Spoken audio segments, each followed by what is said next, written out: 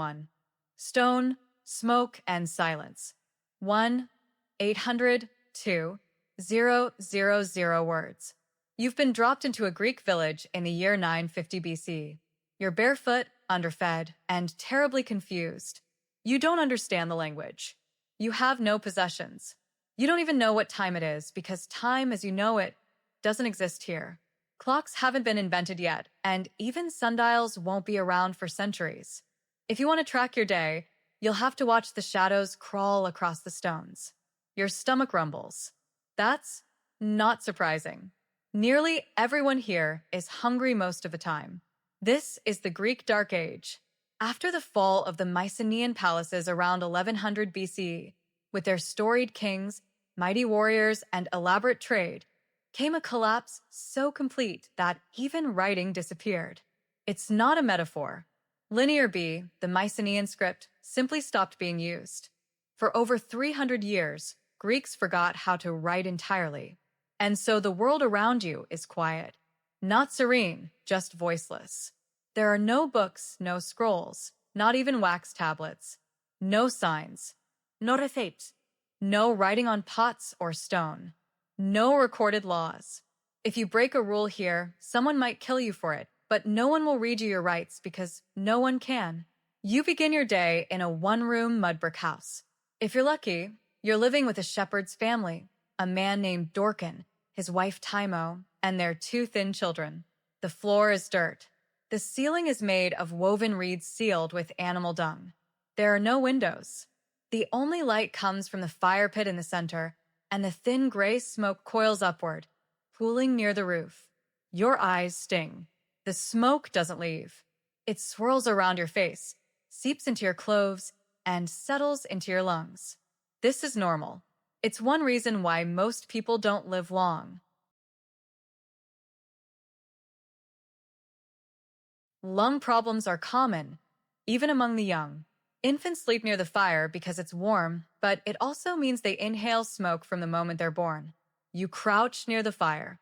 There's a blackened pot suspended over the coals, containing a few grains boiled with water and some bitter greens, boiled again and again until they've turned gray and tasteless. If there's a single shred of goat meat in there, it's a holiday. This is breakfast. Outside, the world is full of danger, and nothing looks the way you imagined. The hills are rocky and steep, and the olive trees look more like twisted shrubs than stately groves. Goats pick their way along jagged paths, and every step you take risks a sprained ankle or worse. There are no cities here, no temples, no carved statues. Homer hasn't been born yet, and when he is, his Iliad will describe a world that's already long gone. There are no heroes anymore. No grand battles. Just hunger, fear, and the need to protect what little you have. Most people never travel more than a few miles from their village. And why would they? Every neighboring settlement is a threat. Your own village barely feeds itself. Visitors are either raiders or beggars, and neither are welcome. If a stranger enters, someone will call for Dorkin, not because he's the strongest, but because he owns a spear. It's about 5 feet long, with a chipped bronze tip. The shaft is wrapped in rawhide to keep it from splitting. It's heavy and old, likely inherited from his grandfather. Weapons are rare. Bronze is hard to come by, and iron is only just starting to be used, mostly in knives. If you want a new spearhead, you'll need to melt down something else.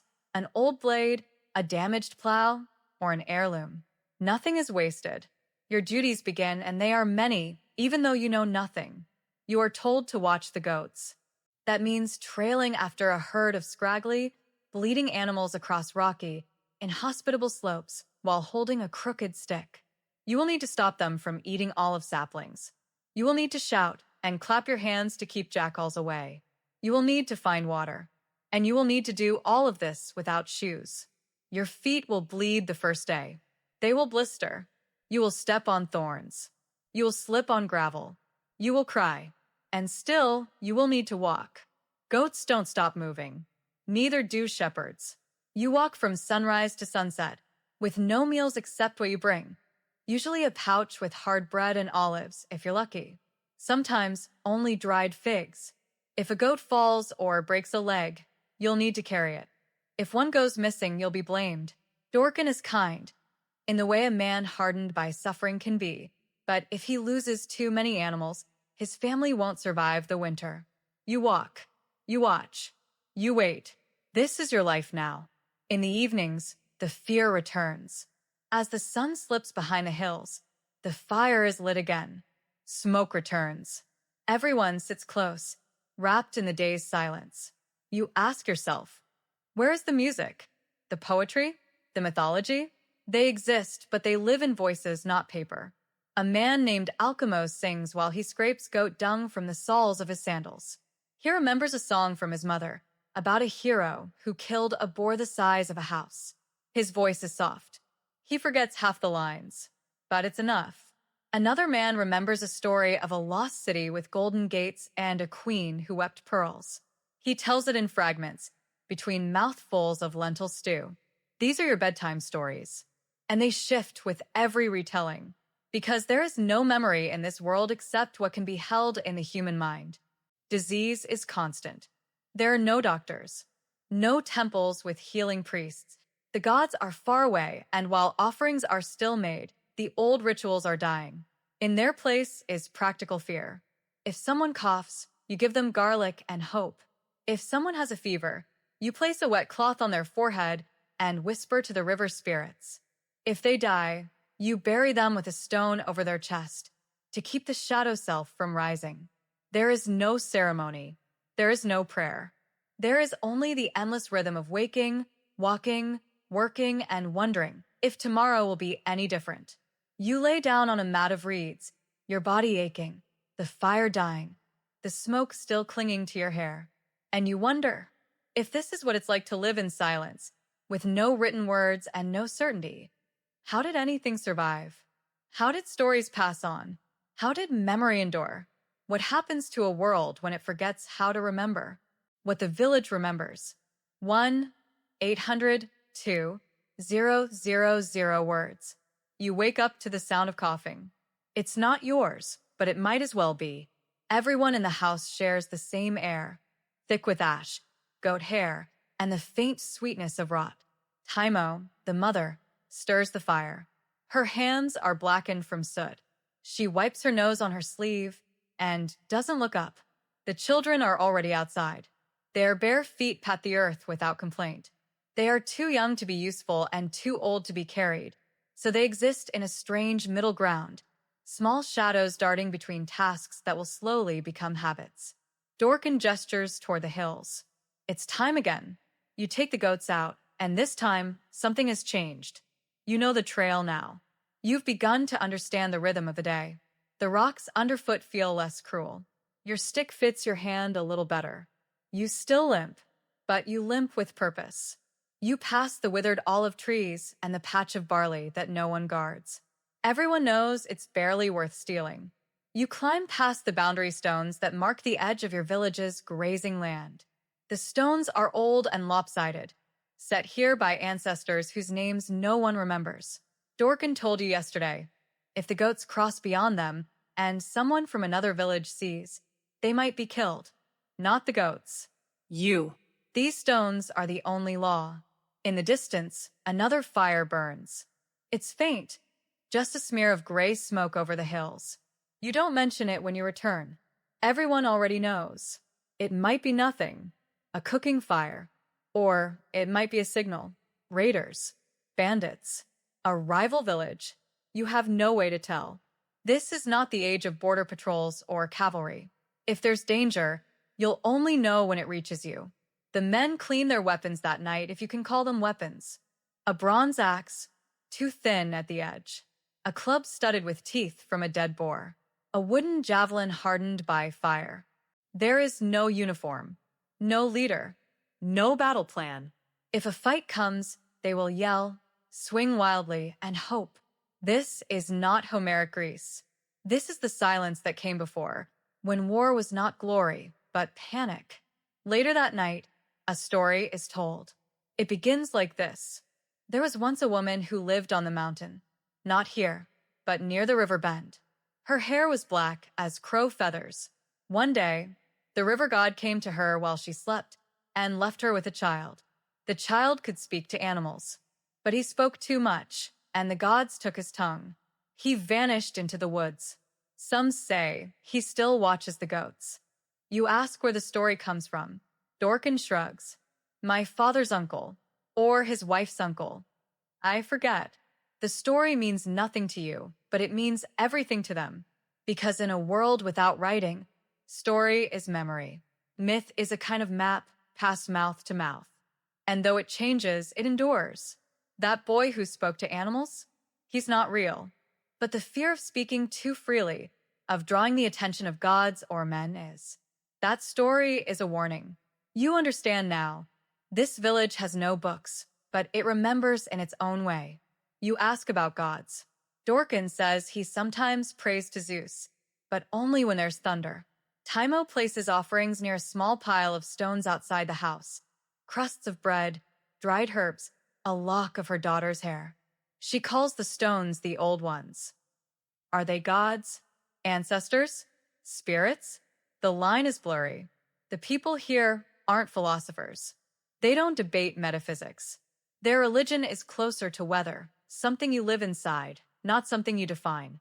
There's no formal priest, but there is an old woman named Hyla who speaks with birds and says she once saw a snake blink like a man. Children avoid her, but when someone is sick or when a woman can't give birth, Hyla is called. She has no herbs that work miracles, but she knows which roots make a man sweat, which berries bring sleep, and which mushrooms should never be eaten. You begin to realize wisdom here is not written down. It lives in old women's hands, in stories half remembered, in scars and lullabies. One day, a goat disappears. You count them 3 times, then walk back along the trail, whistling, tapping your stick against rocks. You find its tracks, faint, but visible.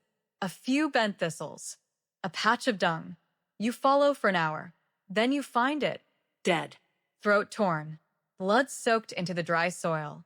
A wolf. You run back, gasping. Dorkin listens, then nods. He doesn't shout, doesn't blame. He picks up his spear and walks back with you. The body is still warm. Flies buzz. The wound is messy, not a clean kill. He crouches, touches the blood, then makes a gesture in the air. You think it's a blessing. Then he gets the goat, takes the meat, and tells you to pile stones over what's left.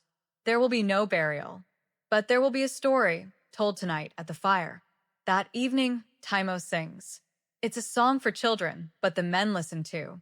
The melody is strange, unlike anything you've heard. Slow, rhythmic, with long silences between verses. The words are about a girl who turned into a bee to escape her sorrow.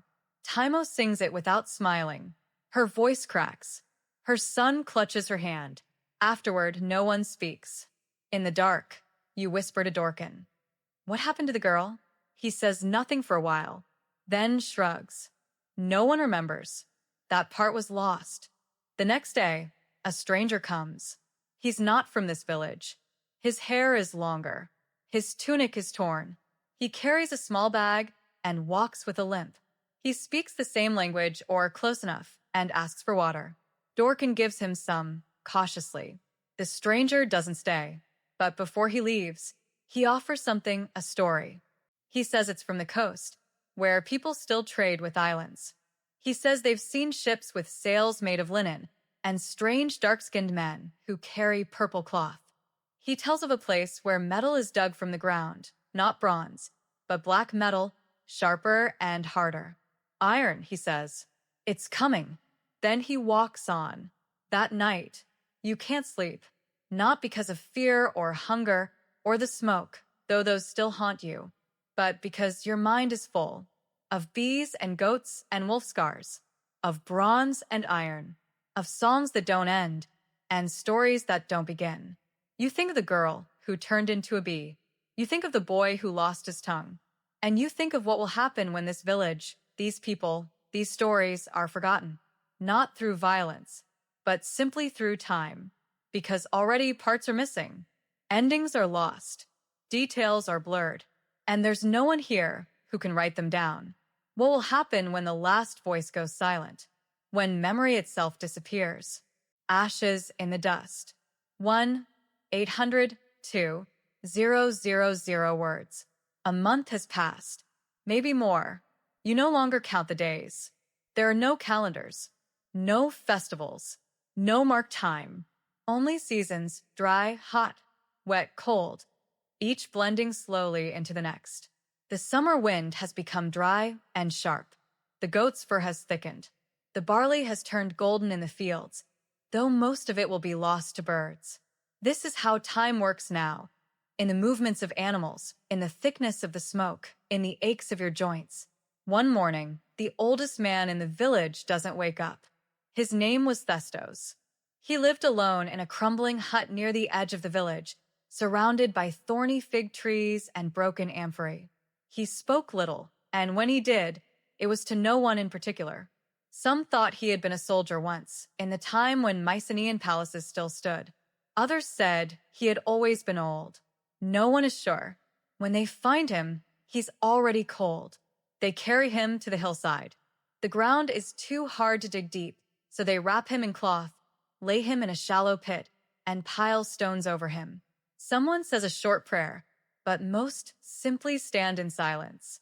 There is no mourning period, no formal rites. Life must continue. You ask Dorkin what happens now. He says, we tell the stories he told us. Or we forget. You begin asking more questions. You want to know what came before. Before the silence. Before the mud brick houses. Before the fire and smoke. Dorkin takes you to the oldest olive tree near the grazing slope. Its trunk is split, blackened by lightning long ago. At its base, stones have been arranged, carefully, perhaps centuries ago, in a broken circle. He says this was once a shrine. To whom? He's not sure. He remembers his father saying that travelers used to leave offerings here. Bronze rings, bits of ivory, even beads of colored glass. But those are gone now, stolen, bartered, or buried under dust. He tells you something else, almost as an afterthought. Farther up the ridge, there are stones with marks on them. Not natural cracks, but lines carved long ago. You ask to see them. You climb to the ridge. It takes half a day. The trail is narrow and steep, with sharp winds that carry dust into your eyes. But when you reach the crest, you see them. 3 standing stones, jagged and half-buried, leaning toward one another like weary sentinels. On one, you see it clearly, symbols, scratched deep into the surface. Faint, worn by centuries of weather, but unmistakable. You can't read them. No one can. Not anymore. But they were letters once, from the time before forgetting. You run your fingers over them. The stone is cold. The symbols are angular, deliberate. You don't know what they meant, but someone long ago wanted to remember something. And now, even that has been lost. That night, a thunderstorm rolls in. It begins as a low rumble beyond the ridge. The air grows thick and metallic. The goats bleat nervously. Children are called indoors. Timo covers the fire with a clay bowl and wraps the smaller child in goat wool. Rain lashes the roof. The house leaks in 3 places. Dorkin stands silently by the door, holding his spear. You ask him what he's waiting for. He says, lightning means the gods are awake. The next morning, one of the fig trees is split in half. The air smells of ozone and scorched bark. You pass it on your way to the spring. No one touches it. Hyla says it's a sign that someone in the village will be taken. Not today, not tomorrow, but soon. The villagers don't laugh. In a world without clocks or contracts, omen and pattern take their place. The split fig tree is now a warning, not a coincidence. And in truth, she's right. The baker who burned the forum, a day in ancient Rome's back alleys. Section 1. Bread, ash, and the smell of panic. 1-800-2-000 words. The day begins long before the sun rises. You are in Rome, but not the marble Rome of marble senators and crisp togas. Not the triumphal arches or the grand forums where Cicero might have thundered. No, you are somewhere behind that, in a neighborhood of wooden balconies, soot-blackened staircases, and rats the size of kittens. It's the Subura, the lower-class district just east of the Forum. It stinks of fish brine and cooking oil. Chamber pots have been dumped from upper windows. The stones under your feet are slick with something you choose not to name. And you're a pister, a baker. More specifically, you're an apprentice to a baker, which means you do everything except actually bake. Your master is named Gaius Mennius Pollio. He is not rich. He is not kind. But he owns the oven, and in this world, that makes him king of your small domain. You live in a cramped insula or apartment block above the bakery. It's made of cheap concrete and wood for stories high and leans slightly to the left. The walls sweat in the summer. The upper floors have burned before. And no one is quite sure who owns the building. You share a room with two other apprentices. You sleep on sacks of grain. One of them snores. The other talks in his sleep, often about cheese. You haven't eaten cheese in a month. At the first sound of footsteps below, you rise. It's the delivery of flour, coarse, dusty, and likely mixed with powdered chalk. There's always a little chalk. It stretches the batch. You haul sacks through the alley into the bakehouse. The oven has already been lit. The heat is immense. Your tunic clings to you, soaked with sweat before dawn. Pollio is already cursing. He says the flour is late, that the oven is uneven, that someone, maybe you, didn't scrub yesterday's burnt crust from the inside walls. You bow your head. You do not argue. The work begins. Roman bread is serious business. There are no supermarkets, no wrapped loaves. Bread is life. If the grain doesn't arrive from Sicily or Egypt, the city starves. Bakers are essential, but they're also deeply mistrusted. Why? Because they feed people, yes, but they're also known to cheat. Mix sawdust into flour, water down dough, use spoiled oil, cut corners to stretch profits. Your job, for now, is mostly firewood and kneading. You carry bundles of olive branches into the bakehouse and feed the mouth of the great oven, a dome of thick brick, still warm from yesterday. Then, barefoot and sore, you return to the dough. There are troughs of it, heavy, Thick. yeasty. You press it with your fists over and over, your hands sticky and red. Some days, it sticks to your hair, your ears, your toes. The oven hisses. Pollio shouts again. There is a smell, not bread, not yet. Smoke, but not clean smoke. Bitter, acidic, something oily. You glance at the ceiling. The oven mouth is glowing too hot. Pollio ignores it. He has customers to serve. A tavern keeper has arrived, demanding 30 loaves. A slave from a senator's house wants a special batch of panis candidus, white bread, made from the rarest wheat. There is no time to adjust. No time to cool the oven. The dough goes in anyway. You already know what will happen. The fire takes quickly. It starts with a pop, then a whoosh. The crusted soot on the inner wall catches. Then the broken handle of a wooden peel, left leaning against the brick, begins to glow. Sparks snap through the air like insects. Pollio shouts, "Water." You scramble for a bucket. Too late. The flames crawl along the beam that runs above the oven mouth, a support added in haste years ago, patched with pitch and wrapped in cloth to keep it from splitting. It ignites like a torch. Someone screams, "You? Another apprentice?" You don't wait to check. You run. You burst out into the alley, gasping. Smoke curls from the top of the bakery. A neighbor leans out her window, shouting. A dog barks madly. Someone begins ringing a bell. Not an official warning, just the bronze tongue of a goat bell struck against the wall. The fire leaps from beam to beam, then into the upper floors. You hear cracks, wood splitting, glass shattering, a shriek. The bakery is burning, and so is the apartment above it. In ancient Rome, fire spreads fast. The buildings are close together, made of cheap wood, stacked high with straw mattresses, oil lamps, and linen. There are no fire departments, not really.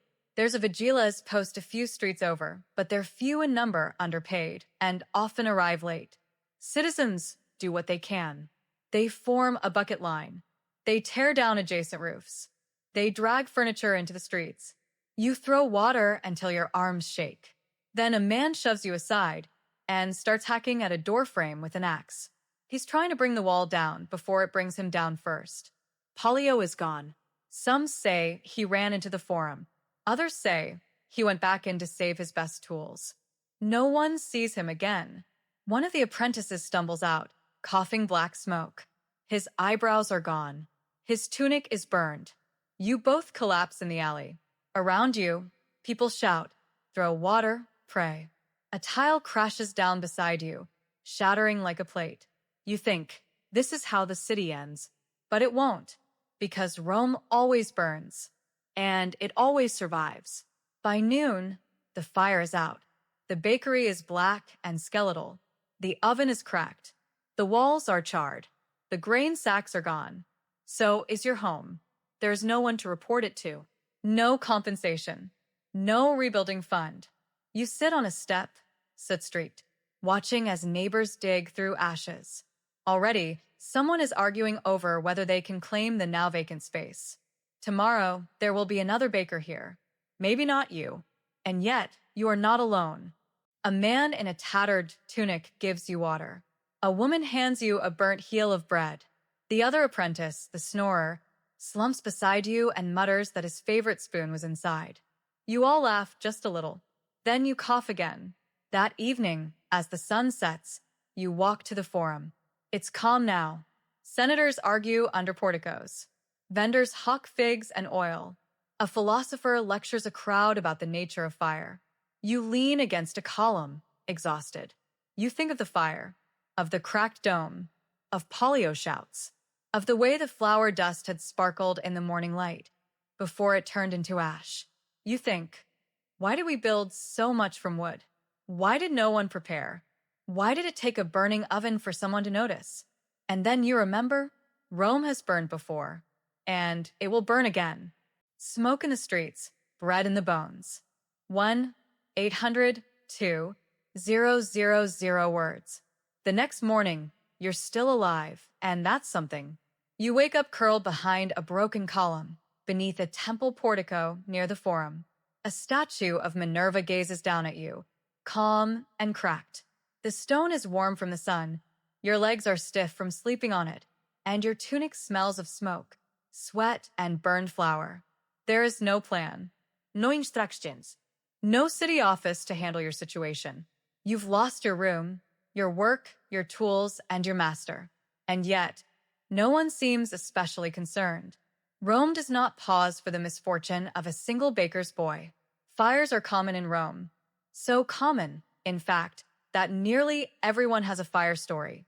A neighbor's shop, a cousin's apartment, an entire insula collapsing in a wave of flame. Most lower-class housing is built like kindling. 4- or 5-story apartment blocks, insulated, stacked hastily with wood frames, thin brick walls, and no plumbing. The bottom floor might be stone, but the rest? Flammable. And worst of all, the ovens. Every other alley in the Suburra has one. There are no safety codes, no inspections, no permits. A city of 1 million people, and every loaf is baked with open flame and soft wood.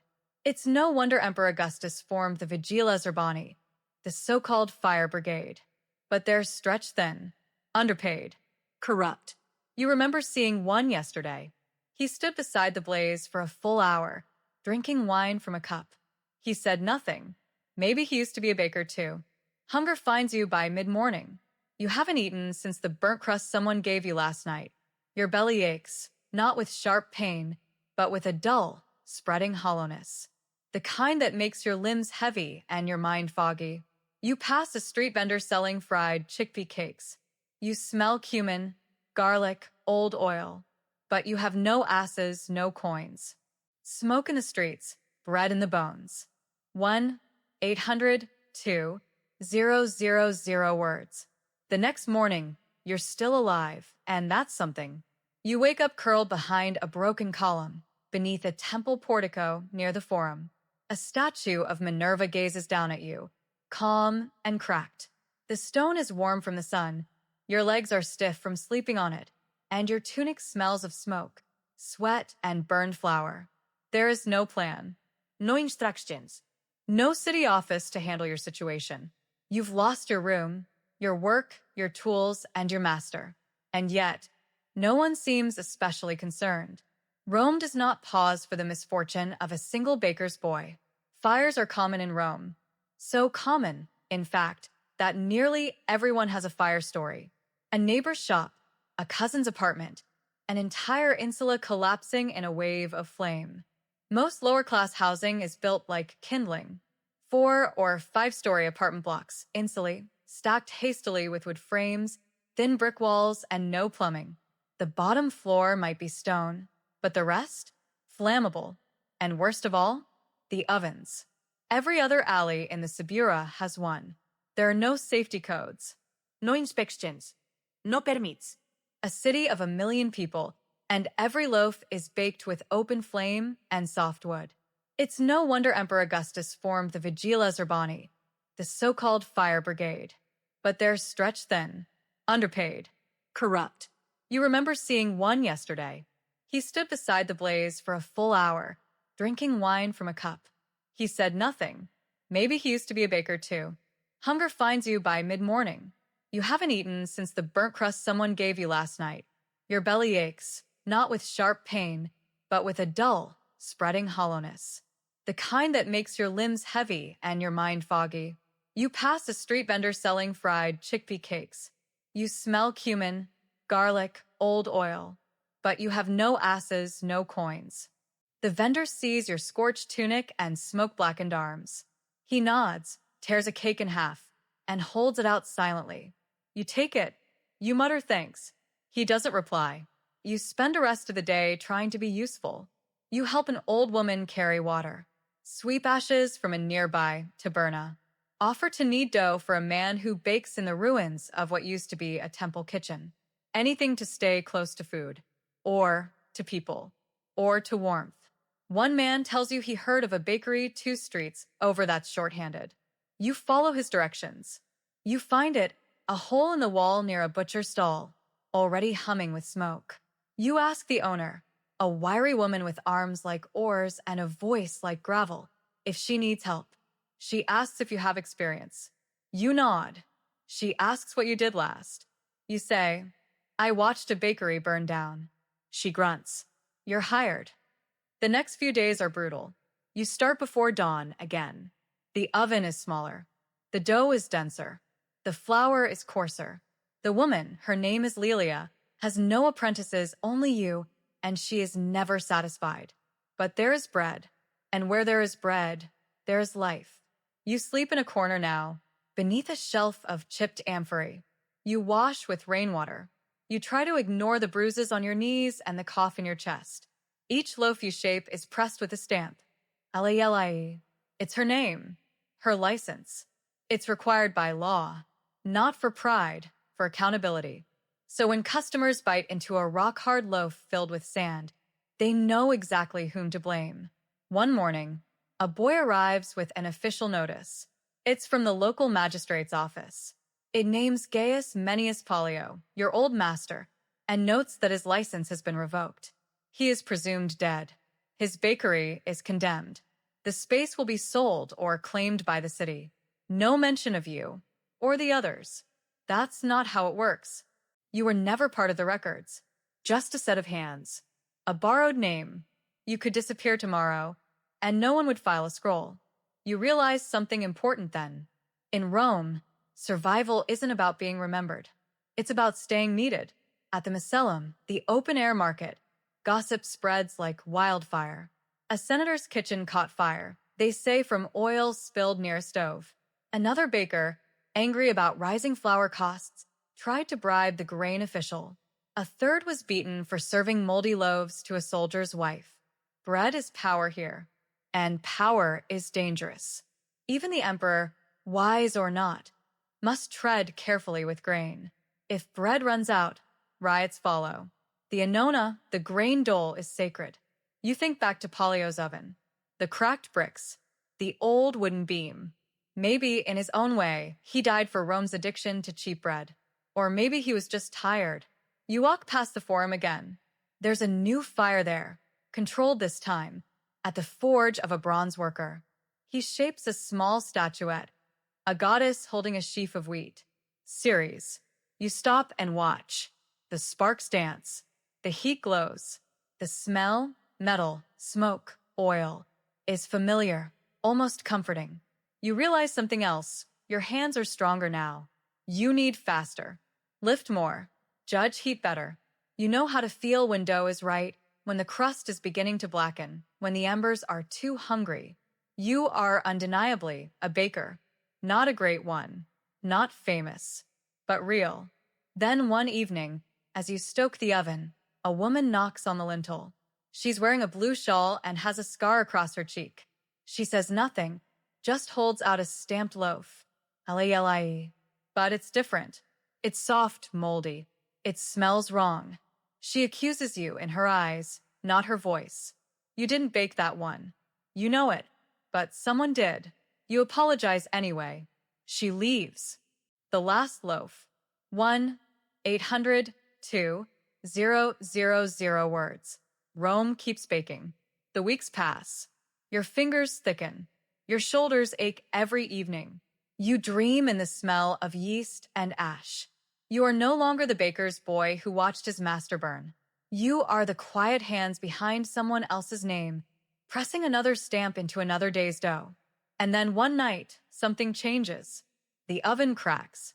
It happens just before midnight. You're alone, tending the final batch. The night air is still, the fire hot and pulsing. You hear it, a sharp snap like a dry bone. A hairline fracture appears in the stone arch, running from the base up toward the dome. You know that sound. You know that shape. You've seen it before. Just before the bakery burned. You wake Lelia. She doesn't believe you at first. She grumbles, curses. She grabs a torch and peers into the oven herself. Then she sees it. She swears again, louder this time. You both work through the night, scraping embers, cooling the bricks, sealing cracks with wet clay and spit. There is no money for new stone, no time for repairs. You broke it, she mutters. You say nothing. You know you didn't, but you also know it doesn't matter. You broke nothing, but you might be broken anyway. Morning comes. So does the magistrate. He inspects the stamp on a loaf from yesterday, alayalai, and sniffs it with exaggerated concern. There were rumors, he says. Complaints. He picks at the crust, then sets it down as if it's diseased. You'll pay a fine, he says, or I'll revoke your license. Lelia grits her teeth. We'll pay.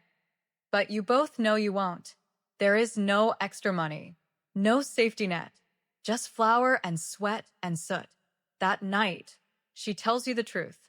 This bakery's mine in name only, she says. My husband built it. I took it after he died. But the guild, the grain office, they watch every woman closer. She looks tired, angry. You want to run a fire. You take heat. One mistake, you're ashes. That's Rome. You ask what she'll do. She says nothing. Then she tosses you the stamp, the heavy iron seal she presses into every loaf. Keep it, she says. You don't know what she means. Not yet. But the next morning she's gone. No note. No debt. Just gone. And the bakery is yours. At least for today. You hesitate. If the grain officials come, they'll ask for the license. If a customer gets sick, they'll look for the stamp name. If the oven collapses, someone will pay. Still, you need the dough. Still, you build the fire. Still, you press the stamp. Layli. Word spreads. A few neighbors notice. A few regulars still come. They don't ask questions. The bread is warm. The crust crackles. It smells right. That's enough. You make fewer loaves. Slower batches. More careful heat. You speak little. Sleep less. Every loaf is a risk. Every sale is survival. One day, a soldier stops by. A centurion. Older, scarred, eyes like marble. He tears a piece from the loaf. Chews slowly, then nods. Best I've had since Trastevere, he says. He pays double. Leaves without waiting for change. You watch him walk away, silver clinking in the box. You don't smile, but something shifts. The oven lasts another week. Then the crack splits. A stone falls. The fire eats its way out. You stop it before it spreads. You save the building. Barely. But the oven is gone. You stand in the silence of ash and scorched stone. The shelf where you slept. The doorframe where Lelia yelled. The table where you stamped each loaf. All still there, but nothing to bake with. That evening, you walk to the forum. A new bakery has opened where your masters once stood. Bigger, brighter, painted walls, fresh bricks. The man behind the counter is young, oily-haired, loud. He boasts of Egyptian grain, Cilician honey, spelt from Gaul. You ask if he needs help. That night, you melt the stamp. Over a small brazier, you watch LALIE disappear into soft, glowing metal. You don't know why. Maybe guilt. Maybe freedom. Maybe just to see something end by your own hand. You pour the liquid into an old cup. Let it cool. Let it become something else. You leave Rome. No parade. No farewell. You walk east toward the hills. Toward smaller towns with simpler needs. Toward places where ovens are still made of clay and bread is still bartered. You leave behind a city of marble masks and burning names. But you take something with you. The feel of flour on skin. The sound of crust splitting in silence. The rhythm of kneading beneath a smoky dawn. You are not a citizen. Not a guild man. Not a slave. Not a master. You are something Rome doesn't write about. But still, you bake. And centuries later, archaeologists will dig up the ruins of that second bakery. They'll find fragments of burned brick, a few amphorae, charred crusts preserved in carbon. They'll wonder who worked there. They'll never know your name. But in the ashes, they'll find something more telling.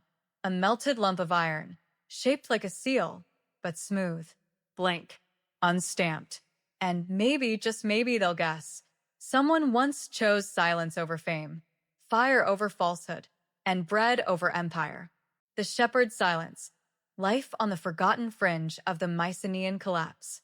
Section 1. The last path through the hills.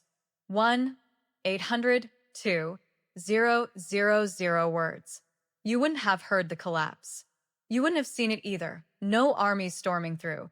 No fires licking at city walls. But if you were a shepherd in the hills beyond the Mycenaean towns, you'd know something had changed. Because the roads went quiet. And the men from the lowlands stopped coming to trade. That silence? That was the end of a world. The hills are dry. The sheep are lean. You wake before the sun. Your fire is cold, and your cloak smells of ash and wool. You chew on last night's barley cake, hard as stone, and wash it down with rainwater gone stale in a cracked jug. Your flock is still dozing, half curled around thorn bushes for warmth. A dog lies near the embers, twitching in a dream. This is your whole world. Hillside, fire, sheep, sky. You don't know the name of the king in the city far below. You don't know what language he speaks. You know that once a man came with bronze needles and jars of olives to trade. That was 3 winters ago. No one comes anymore. The stone road is gone. There used to be a path cut into the slope, straight, sharp-edged, unnatural. Men from the lowlands built it, dragging timbers and oxen up to your high village. They brought tablets with symbols you couldn't read and rules you didn't ask for. You remember their voices, the way they shouted even when calm. You remember the gleam of metal tools and the crack of whips when the cart oxen balked. They built their road to reach the copper veins above your grazing lands. Said it was for the king. Said you'd benefit too. You didn't. But now, the road is cracked, overgrown, sliding slowly back into dirt. Nature is patient. She always wins in the end. The shrine is empty. You pass it near dusk. A squat stone hut with a flat roof, long since split open by roots. Once, someone carved spirals into its doorframe. You don't know what they mean. A broken bowl lies by the entrance, cracked and moss-covered. You toss in a pinch of barley. An old habit. Not for the gods, really. For luck. Something to feed the past. The rain begins. You reach the plateau just as the first drops fall. You find the overhang your father used, shaped like a jaw of stone. The sheep cluster inside. You and the dog stay near the opening. You chew dried meat. The fire smokes. The lamb licks its wound. You listen, not to voices, not to distant cities, but to the crackle of fire and the soft shuffle of hooves. You dream of a wall, not a real wall, not one you've ever seen. A wall made of white stones, stacked without mortar, taller than trees. On it are painted men with long beards and round shields. They march across a red sky. You wake before dawn, and you don't know whether that wall was ever real, or if it's something your blood remembers from a place you've never been. At dawn, you find footprints. Not yours, not the dog's. Human, Bear. leading from the trail up toward the crest. You freeze. This is uncommon. No one comes this way anymore. You follow slowly, cautiously. The footprints vanish near the old well, a crumbled place that still holds a little water. Beside it, you find a sack. Inside are strips of cured fish, a flint knife, and a rolled scrap of hide with writing scratched into it. You cannot read, but you recognize a symbol from the shrine, the spiral. The same spiral carved into the stones, the one you tossed barley toward. Someone else came. Someone who still remembers, or is trying to. You leave the sack untouched. You take only the knife, not out of theft, but practicality. You tuck it into your belt and say nothing. To the dog, to the sheep, to the sky. You just walk back. Section 2. The things left behind. 1-800-2-000 words. You don't call it collapse. You don't even have a word for it. But something is gone. And now, what's left behind are the echoes, scattered tools, crumbling roads, and half-remembered rituals that make no sense to the living. What do you do when your world is built from the ruins of someone else's? The stone knife is sharper than yours. You test its edge against a strip of rawhide, and it glides clean through. Your own blade, chipped and tired, goes into the fire. There's no ceremony. It's strange, though, this knife. The way the flint is worked, the spiral etched near the hilt, like the one at the shrine. It's an old mark, older than the Mycenaeans, maybe. Your father once said the spiral means path. Your grandfather said it means the sky turning. You think it just means someone was here before. You start watching more carefully. The paths you walk daily, the same trails your sheep trample underfoot, suddenly feel filled with invisible stories. You see a wedge of stone, buried near the riverbed. It has holes cut in it in a pattern. You don't know what for. You find a wall, too short to shelter anything, made of odd-sized blocks. There's a shape in them, not decorative, just deliberate. Someone cared where they placed each piece. None of this is useful. None of it helps feed your flock. But it sticks with you. You remember your grandmother's hands. She could tell weather by the feel of sheep's wool, knew which plants made dye, could carve charms into bone. She had a bone needle she claimed was older than anyone could remember. It came from across the sea, she whispered once. From before people had names. You wonder now if that was true. She was buried under a pile of rocks. No one marks graves here. The land reclaims its own. But you remember the needle. It had the same spiral on its head. How far back do these spirals go? One day, a boy comes through the valley, not much younger than you, clothes too clean, eyes too wide. He doesn't carry a blade, just a sack and a half-full water skin. He looks half-starved. The dog growls as he approaches. You whistle it quiet. The boy doesn't speak your dialect well, but you understand enough. He's from the coast. His family fled the fires. The fires? He nods. Ships came. Not ours. They took people. Burned the fields.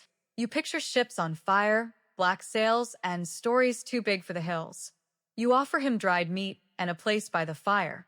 He eats quickly, hands trembling. You never ask his name. In the hills, names are heavy, best left unused. The boy stays for a few days. He tries to help, but doesn't know how. He startles the sheep, steps loudly on trails. But he asks questions, endless ones, about plants, weather, sky signs, and sheep diseases.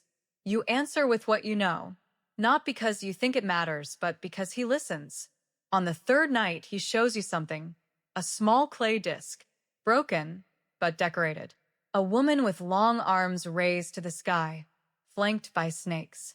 He says his mother found it in a temple near Knossos. Long ago. You ever seen this? He asks. You haven't, but you've seen those raised arms before, scratched into a tree trunk near the mountain path. The past lingers in strange places. The boy leaves at dawn. You pack him food, wrap his feet in better cloth, give him your second best walking stick. You ask where he's going. He shrugs. North, maybe. There's nothing north, just more hills, more wind. But you say nothing. He disappears into the fog. You don't know if he'll live, but he walked toward the unknown, and that's something most never do. That winter is the worst in memory.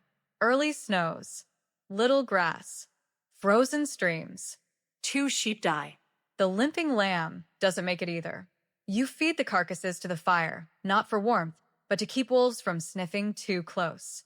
The wind never stops, and for the first time in years, you feel the weight of silence, as if the land itself is forgetting how to speak. You talk aloud just to hear your voice. You talk to the fire, to the wind, to your dog when he doesn't come back one night. He never comes back. That hurts more than you expect. In spring, you find the cave. You weren't looking for it, just chasing a goat that wandered off the trail. It's hidden behind a fallen tree and overgrown vines. Inside, black walls, soot from old fires and carvings. Hundreds of spirals. Not new, not fresh. They are worn into the stone, faded from touch. Someone lived here, long ago. You sit on the cold floor, back against the wall, and feel the grooves under your fingers. You wonder how many hands did the same before you. The cave becomes your place. Not a home exactly, but a space of memory. You leave little things there. A bit of wool, a broken comb, a carved stick. You scratch your own spiral near the entrance. Awkward, crooked, but yours. Maybe that's what history is in the end.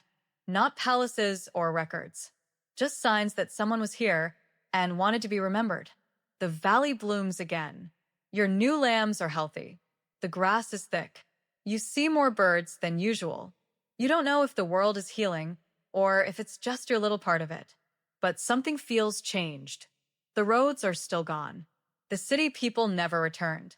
The names of kings are lost. But you're still here, still waking with the sun, still counting your flock, still watching the skies.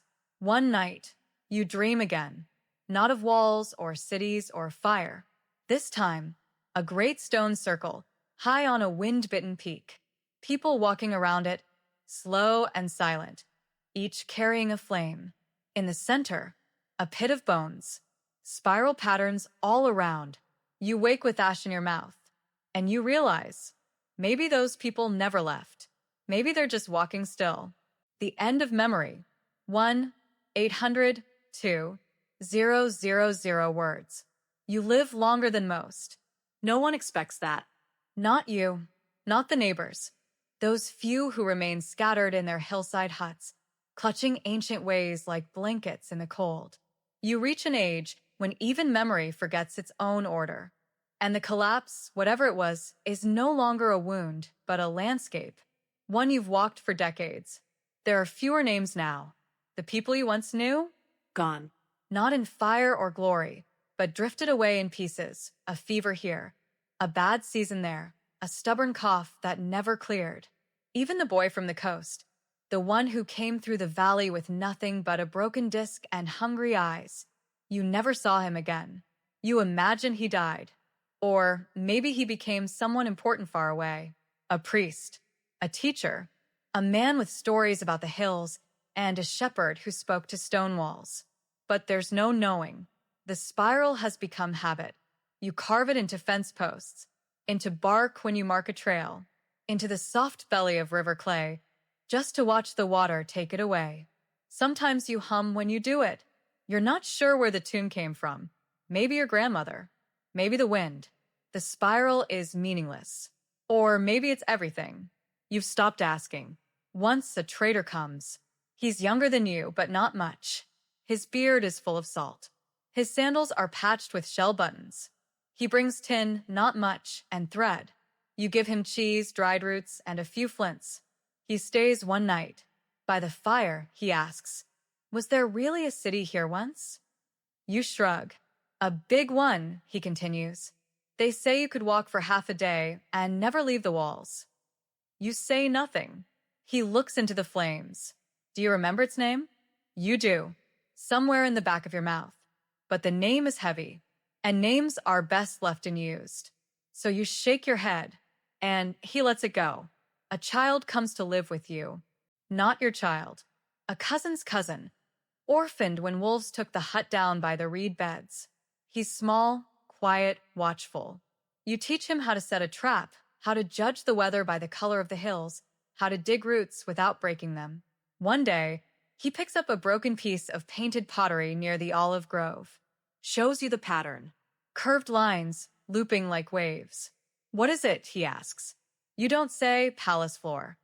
You don't say drinking bowl of a man with a chariot. You say, "It was made by someone with time." He accepts that.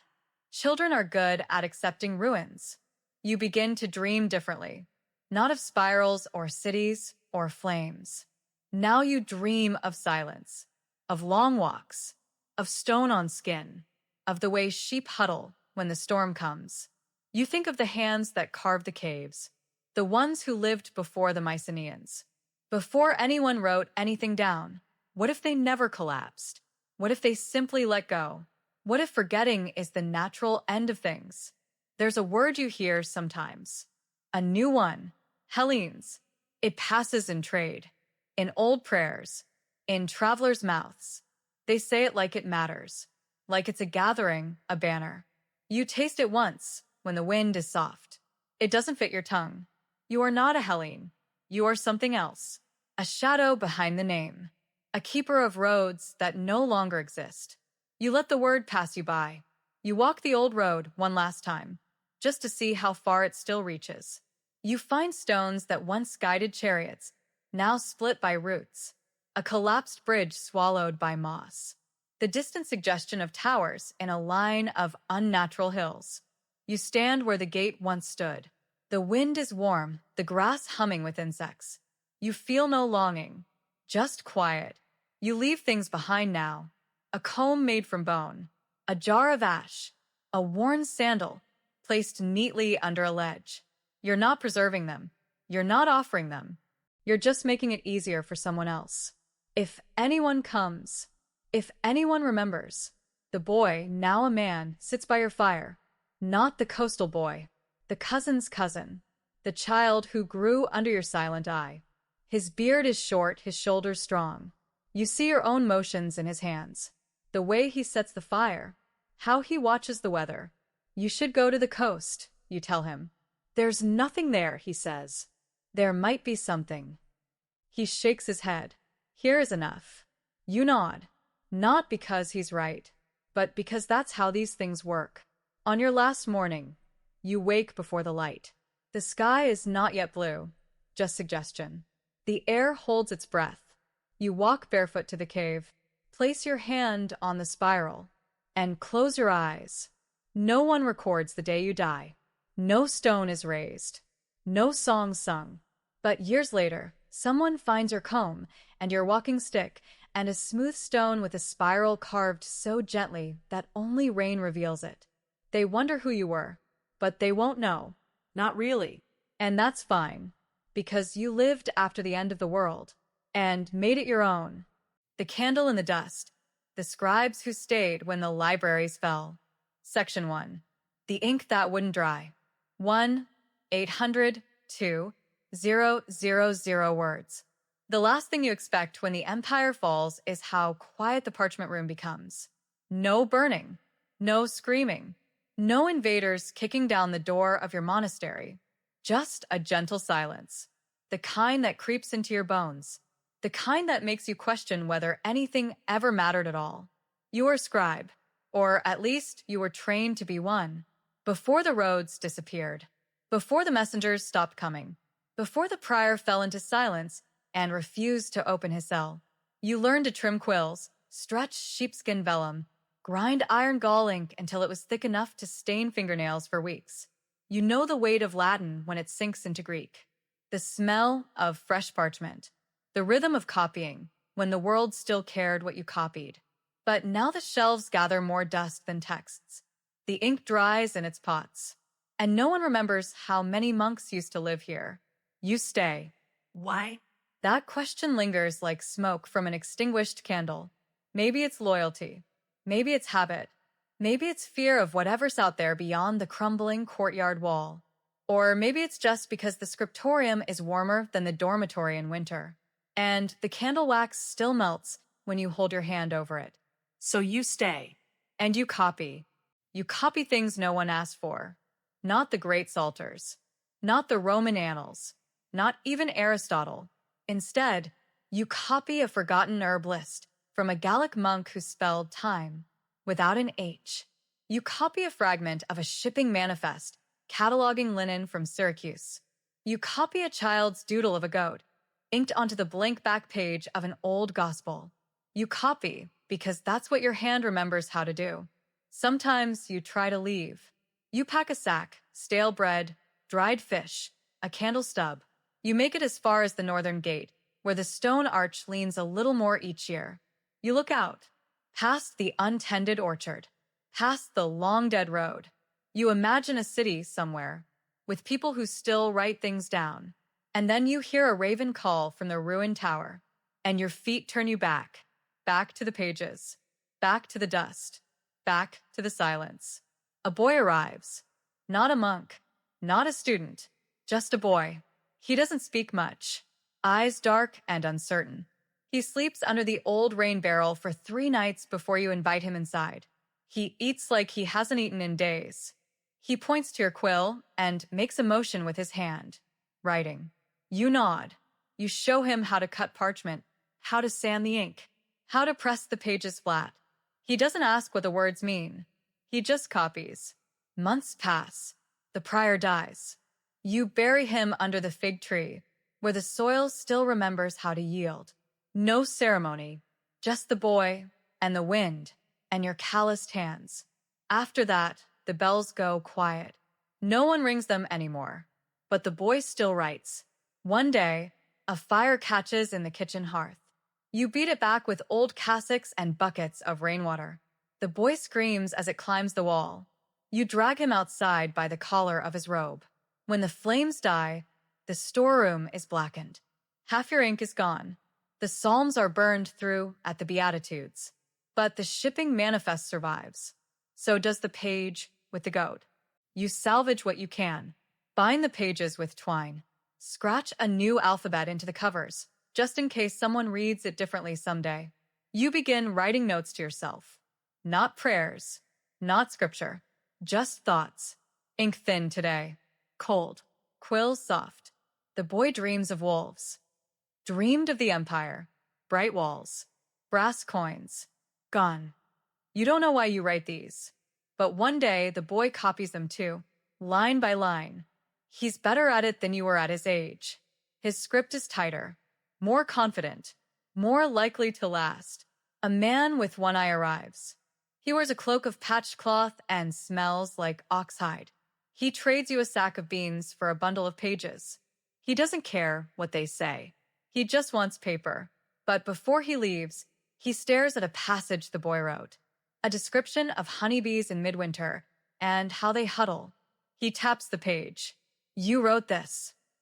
You nod toward the boy. The man nods back. Someone should read this someday. And then he leaves. You don't know where he goes. But you think of him every time the boy sharpens his quill. The monastery becomes a kind of echo. You don't ring the bells. But sometimes the boy hums. You don't know the tune. It's not Latin, not Greek, not any chant you remember. Maybe he made it up, but it fits the scriptorium. It fills the space where the brothers used to chant. It's enough. One morning, the boy leaves. He doesn't say goodbye. He just takes his copy of the goat page, 3 bound bundles of notes, and a pouch of ink you made from crushed berries. You find a feather on the writing desk where he used to sit. Not from a quill, a raven's feather. You are alone again, but the silence is different now. Less empty, more like punctuation. The candle in the dust. The scribes who stayed when the libraries fell. Section 2. The quiet years. It's not that you expect him to come back, but you still leave the door unlatched. Not because of hope, not even because of habit, but because the door, after all these years, no longer fits in the frame properly. It swells with rain. It sticks in summer. The latch rusted off 2 winters ago. So you leave it as it is. Open. Just enough for wind to whisper through. Just enough for something or someone to find its way in. Time passes strangely now. You stop counting seasons by feast days. There are no feast days anymore. No one comes to bless the orchard. No one comes to beg alms or bring news or repair the broken bell rope. But you know the years by other signs. The way the fig tree leans slightly more each spring. The fading of the paint on the frescoes. The way the ink, if left uncovered, begins to mold within 3 days of rain. These are your calendars now. Each one as quiet as the next. You start writing with other things. Ash mixed with wine. Charcoal and goat fat. Sap from the pine trees behind the chapel. You don't know how long these will last. You don't know if they stain deep enough. But they're what you have. So you write. The books become odd. You start compiling fragments. Snippets of old laws. A weather report you once copied from a Roman fragment. A prayer in a dialect you don't speak, but phonetically transcribe. You include drawings now, too. Rough ones. Clumsy. Not like the illuminated manuscripts from your youth. Just lines. A fish you caught once. The way the vines grow through the chapel roof. A memory of the boy's face, though you suspect you're forgetting it a little now. You bind these together. Label the cover. Notable oddments. You don't know what else to call them. Sometimes you wake in the middle of the night, not from fear, but because you thought you heard a voice. The boy's, perhaps, or one of the old brothers, or your own voice, speaking in a dream, reciting a line from Virgil that no longer makes sense. You sit by the candle for a while. You don't light it, just feel the cold wax, and then you go back to sleep. Once you try writing something of your own, not a copy, not a fragment, a letter. It begins. To whomever finds this, the world is quieter than it should be. You don't finish it. You tear the page and use the back for a list of herbs that still grow near the cloister wall. But the act of writing, original thought, lingers. You begin doing it more often. Short phrases, reflections. The silence is not empty. It is waiting. Ink outlives flesh. The goat page still makes me smile. You call these marginals and bind them into little books of 6 or 7 pages.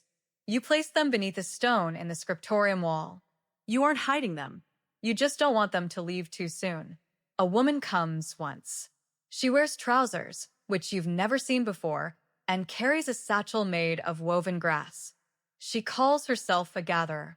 Says she trades ink for mushrooms and old pages. You give her one of the boys' copied scrolls, the one about honeybees, and she seems pleased. She doesn't read Latin, but she likes the way the ink curves. She gives you something in return, a piece of charcoal sealed in wax. It keeps longer, she says. You thank her. She leaves before evening, but as she goes, she glances at the bell tower. Used to be, she says, that people knew what those meant. You nod. She's gone before you can ask her name. You move your sleeping mat to the scriptorium. It makes more sense now. The roof leaks less here, and the fire pit still works, though the chimney smokes if the wind's wrong. You sleep beside the shelves. Sometimes, when you wake, you reach out in the dark just to touch a spine, just to remember what it feels like. The texture of leather, cracked and dry. The shape of a title written by hands long gone. You don't read them anymore. You already know what they say, but it comforts you that they're still here. One night, there's a storm. A proper one. Wind slamming the shutters. Lightning cracking through the cloister. A crash that sounds like stone breaking. You go outside in the rain barefoot, with a candle in a cracked bowl. You find the fig tree. It has split. The trunk cracked straight through the center. You stand beside it in the rain and weep. Not because it's gone, but because it stood so long. And you forgot that even trees fall. You take the broken trunk, dry what you can. You carve it into tablets. Wooden, flat, sanded by hand. You write your last surviving gospel on one side. On the back, the shipping manifest, goat page, and a marginal thought. If this is ever read, then we were not lost. One evening, many years after the boy left, you hear footsteps. Not animals, not wind. Real steps, measured, hesitant. You don't rise from your bench. You don't hide your ink. You don't say anything. The footsteps stop in the doorway. And then a voice, young, but not a child, says quietly, "Do you still write?" You nod. The figure comes closer. A girl, maybe 15, with dark hair and a bundle of rags. She holds a piece of paper. It's the goat page. Cracked, faded, tattered at the corners. She sets it on the table. Then, from her bag, pulls out several folded cloths.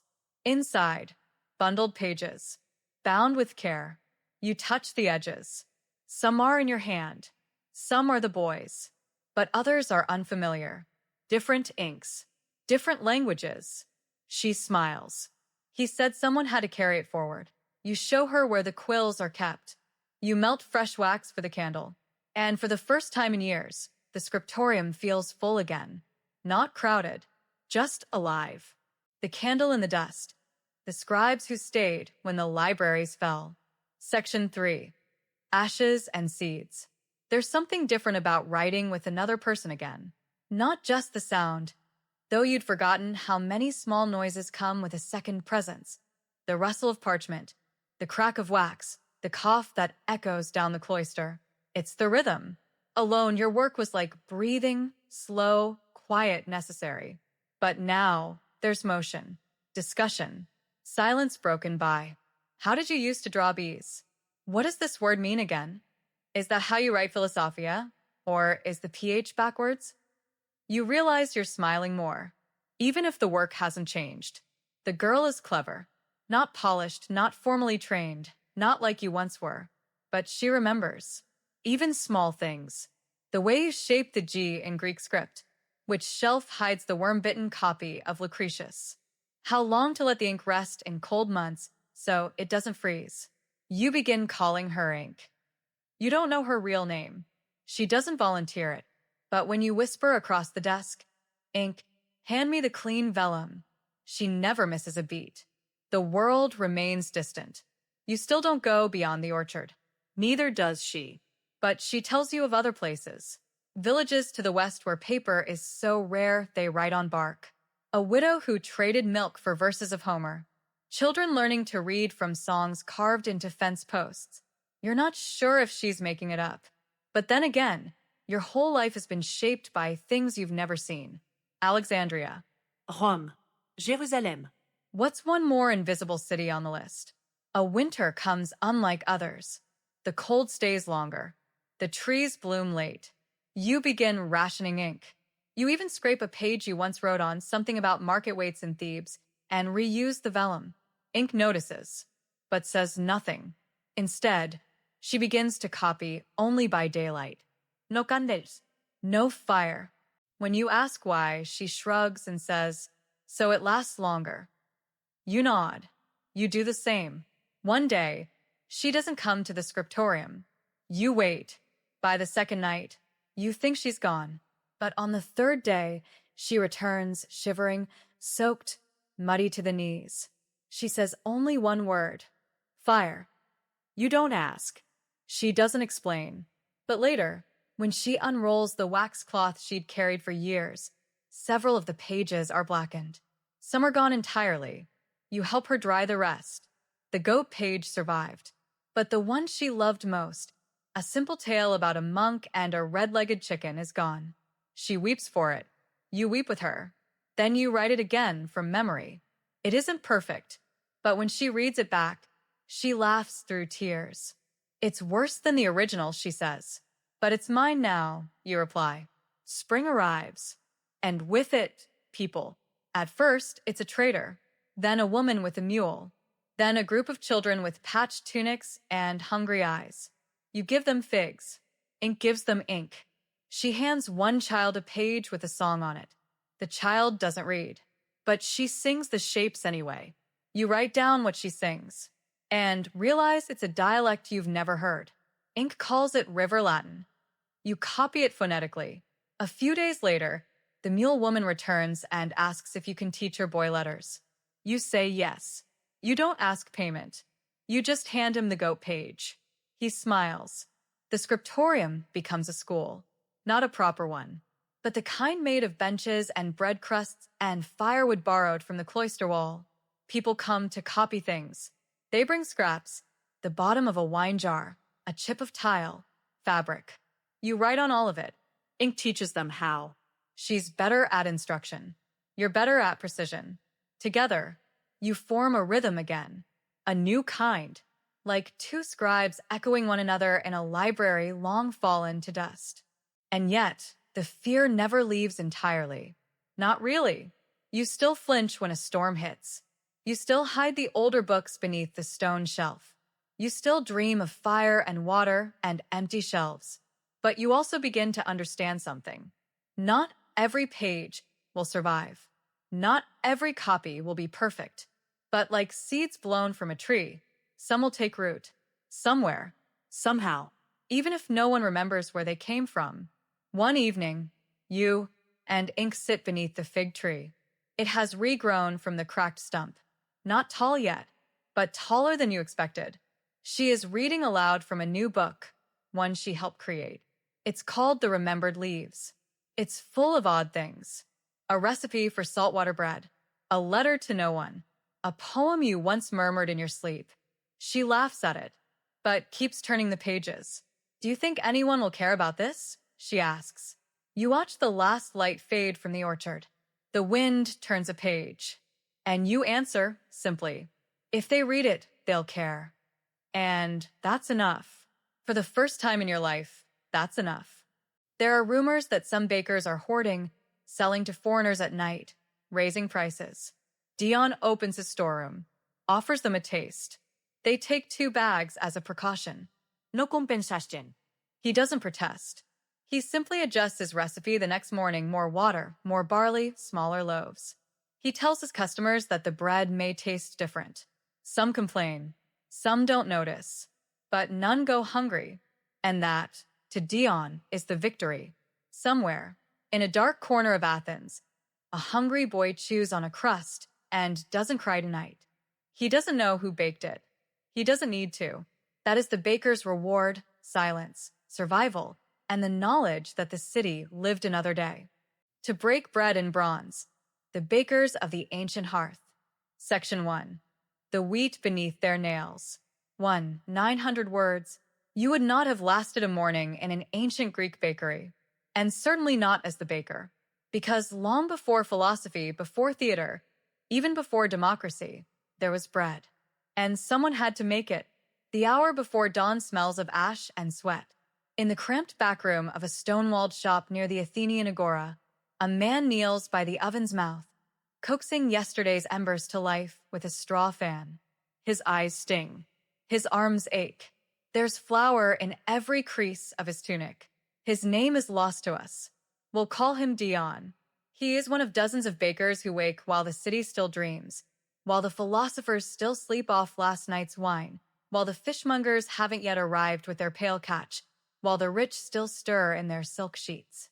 And what Dion does, what he must do every day, is transform 2 impossible things into a third, grain and fire into food.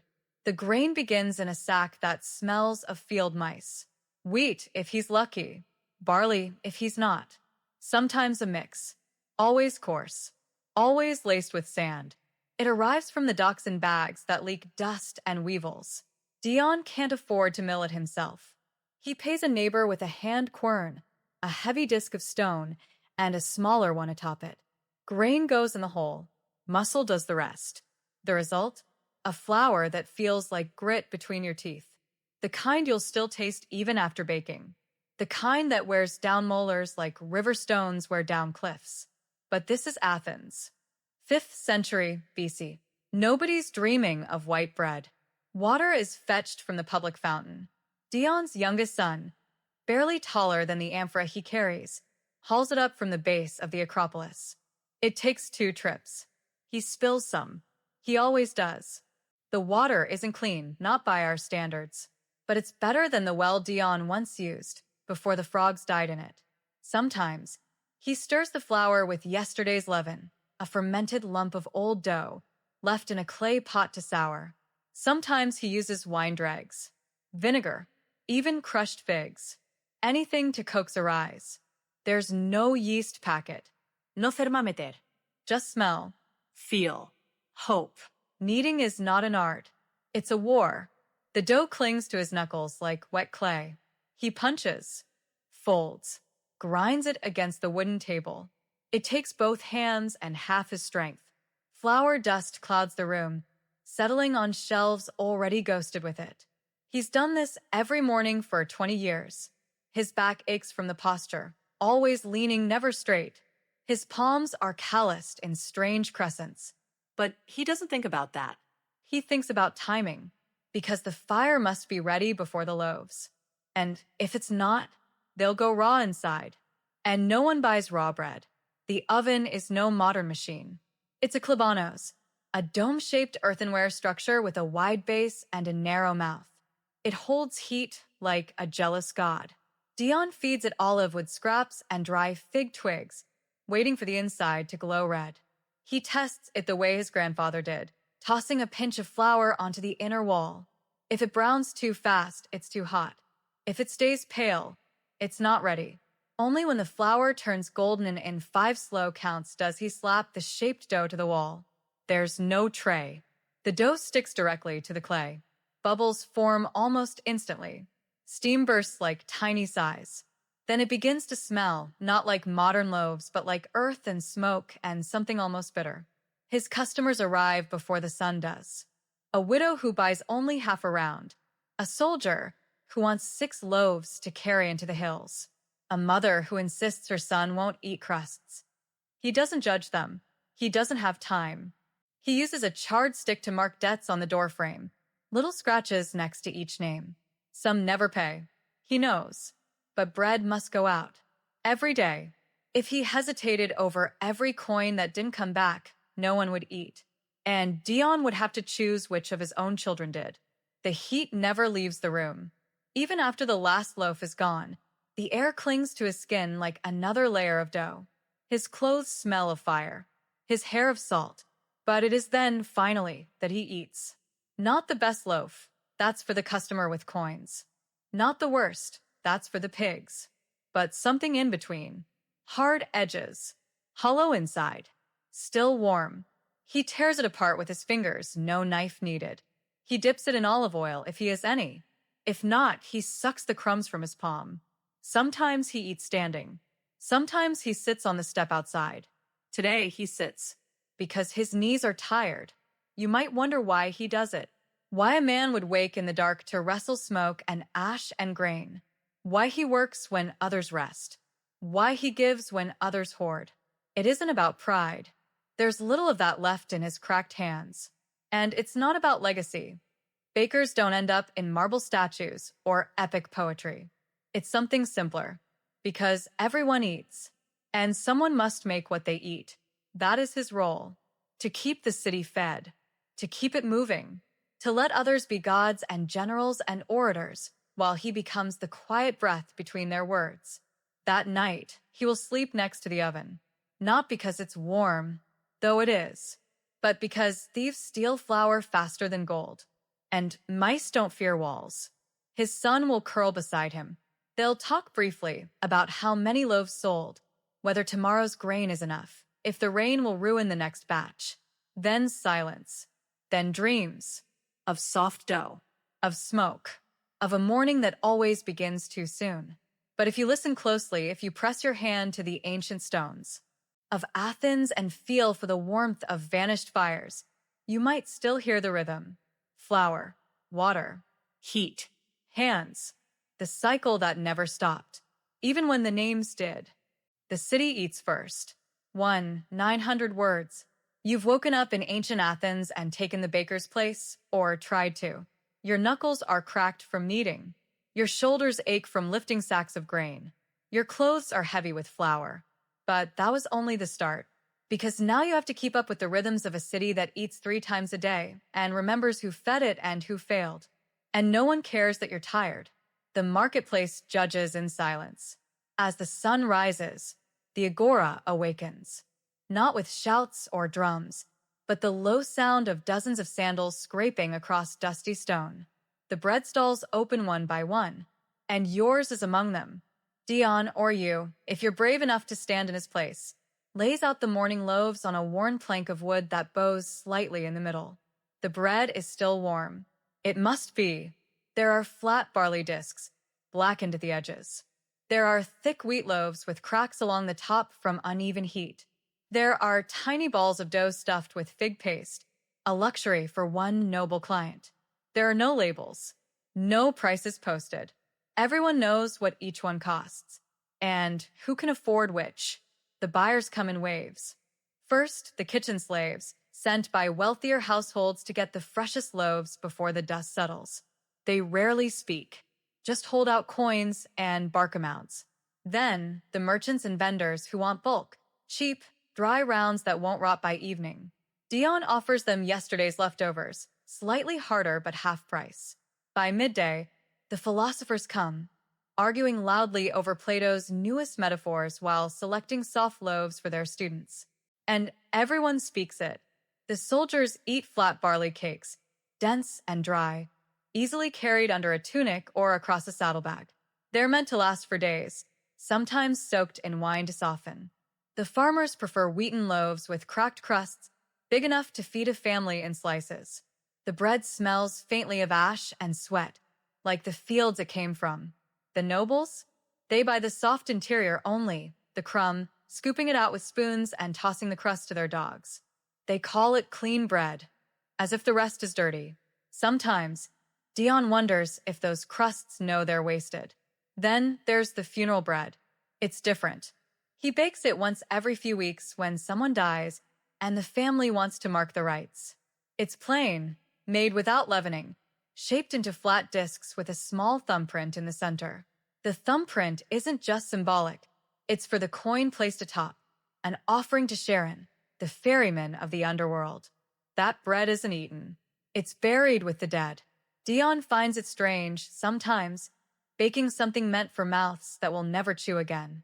But he still makes it with care, because the dead were once hungry too. By the time the sun reaches the height of the sky, the street has emptied, and Dion returns home, or what passes for it, a one-room space above the bakery, lit by a single clay lamp and the light from the oven below. He counts his coins, wiping the sweat from his face with a cloth that once belonged to his wife, now long gone, from illness or childbirth or both. His youngest child naps on a pile of grain sacks. The older two help scrub the benches with sea sponge and vinegar water. Flour crusts everything. It's in the cracks of the floor, the folds of the blankets, the lines of his skin. But that's the price of being the first hand to touch what others eat. On feast days, things change. During the Dionysia, when Athens spills wine and poems onto the streets, the bakery is swept into the ritual. People order sweetened loaves with dates, honey, and crushed walnuts, a rare delight. Some request twisted shapes, bread in the form of snakes, phalluses, or the goddess Demeter's sheaf of grain. Dion doesn't ask why. He just shapes the dough and stokes the fire. Later, he'll walk past the parade of revelers, watching them bite into the loaves he made, cheering with sticky mouths. No one thanks the baker, but he watches their joy and calls it enough. The city also knows how to panic. When the grain ships are late, delayed by storms, or worse, pirates, rumors spread like fire through the agora. Prices rise. Tempers shorten. Dion is told not to sell too much, to ration, to hold back the best flour for citizens only. Foreigners complain. Fights break out. One morning, a man tries to steal from Dion's table, grabs 2 loaves and runs. Dion's son chases him with a stick. They don't catch him. That night, they eat less. That week, they bake with more barley than wheat. That month, the air begins to feel heavy, because hunger, in a city this dense is never just personal. It becomes political. You would not have lasted this long. Your hands would blister from the oven walls. Your patience would snap by the fifth demanding customer. Your back would rebel after carrying sack after sack of grain. And your pride? That would wither the moment a noblewoman spat out your bread and called it peasant food. But Dion doesn't flinch, because the city must eat, and the baker must serve. There are no sick days, no replacements, no holidays where the oven goes cold. Bread is the first thing a city needs, even before law, before art, before war. And when it runs out, the city crumbles. That night, Dion gets a visit. A city official from the Saitafi Lakes, the grain inspectors. They want to check his flour stock. Where there is smoke. 900 words. By now, you've survived blistered hands and sleepless nights. You've fed a city that never thanks you. One evening, as the sun sets red, the ovens misbehave. They're old, brick mouths blackened by decades of heat. Dion's father built them when Athens still feared Sparta. He feeds them logs of cypress, pine, and olive wood, all he can get cheaply. But this night, the flames leap too high. A draft catches. Sparks rise into the rafters. And for the first time in years, the roof begins to smoke. Fire is the baker's shadow. He knows how to handle it.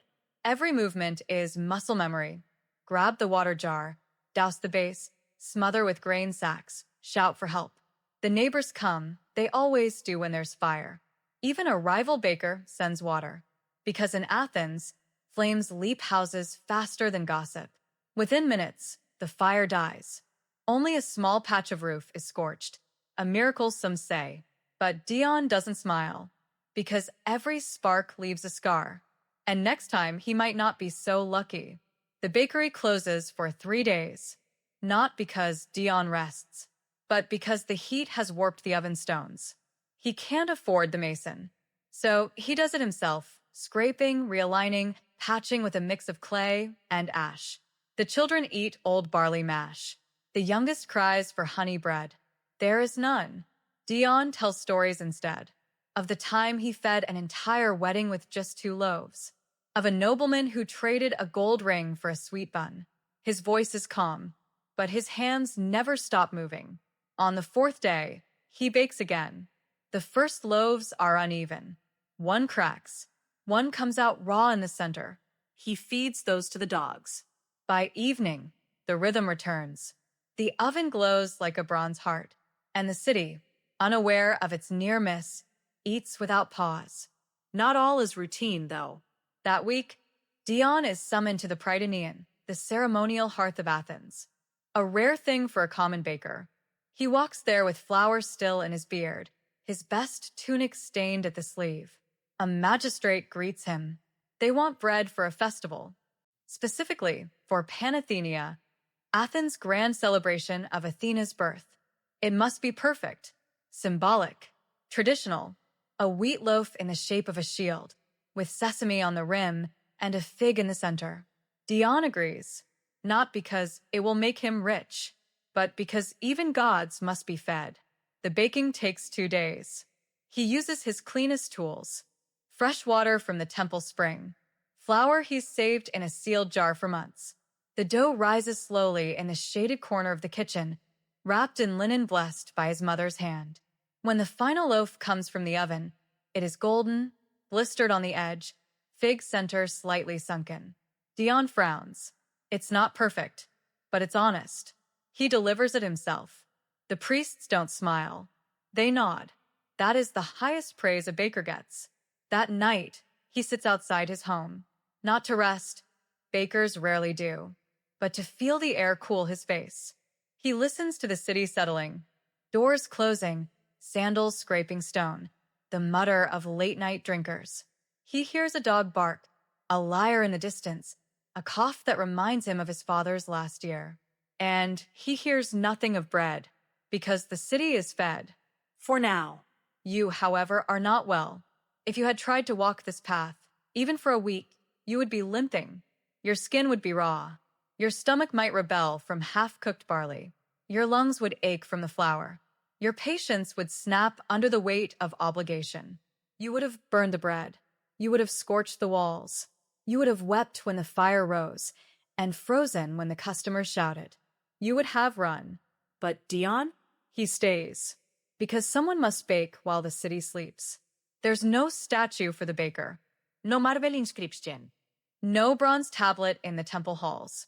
Only a soot-smudged doorway. A child's full stomach. And the ghost of warm bread rising in a cold oven. So next time you sit at your table, breaking bread in the soft light of a modern room, not because it will make him rich, but because even gods must be fed. The baking takes 2 days. He uses his cleanest tools. Fresh water from the temple spring. Flour he's saved in a sealed jar for months. The dough rises slowly in the shaded corner of the kitchen, wrapped in linen blessed by his mother's hand. When the final loaf comes from the oven, it is golden, blistered on the edge, fig center slightly sunken. Dion frowns. It's not perfect, but it's honest. He delivers it himself. The priests don't smile. They nod.